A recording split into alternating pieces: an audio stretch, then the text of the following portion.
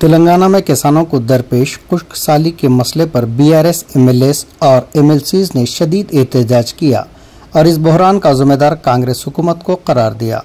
BRS के अरकान ने हाथों में खुश्क फसलें लेकर नारे लगाए, ये कुदरती खुश्क साली नहीं बल्कि कांग्रेस की पैदा करदा तबाही है।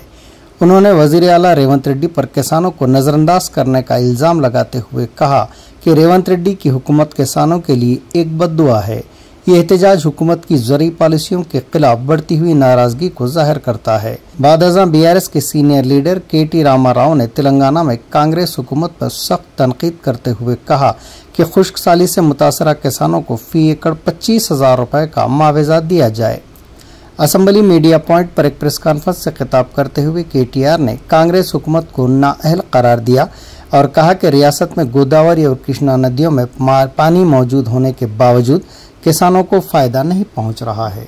कांग्रेस पापम రైతన్నకు శాపం कांग्रेस पापम రైతన్నకు శాపం कांग्रेस पापम రైతన్నకు శాపం కాలం తెచ్చిన కరువు కాదు కాంగ్రెస్ తెచ్చిన కరువు కాలం తెచ్చిన కరువు కాదు కాంగ్రెస్ తెచ్చిన కరువు కాలం తెచ్చిన కరువు కాదు కాంగ్రెస్ తెచ్చిన కరువు కాలం తెచ్చిన కరువు కాదు కాంగ్రెస్ తెచ్చిన కరువు రేవంత్ పాపం రైతన్నకు ఎండల వల్ల పంట ఎండిందని ముఖ్యమంత్రి అంటాడు। బోర్ల కింద ఎండిపోతే మాకు బాధ్యత లేదని బాధ్యత రాహిత్యంతో ఇరిగేషన్ మంత్రి మాట్లాడతాడు।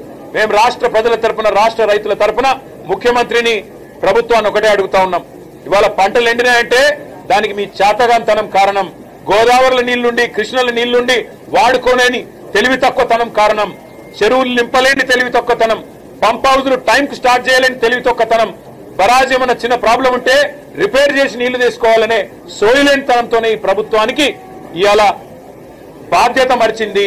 అందుకే మేము రాష్ట్ర ప్రజల తరపున అడుగుతా ఉన్నాం, ఎక్కడెక్కడైతే పంట ఎండిపోయిందో ఎకరానికి 25,000 రూపాయల చొప్పున వెంటనే ఈ బడ్జెట్ లో డబ్బులు కేటాయించి నష్టపరిహారం రాష్ట్ర ప్రభుత్వమే చెల్లించాలి।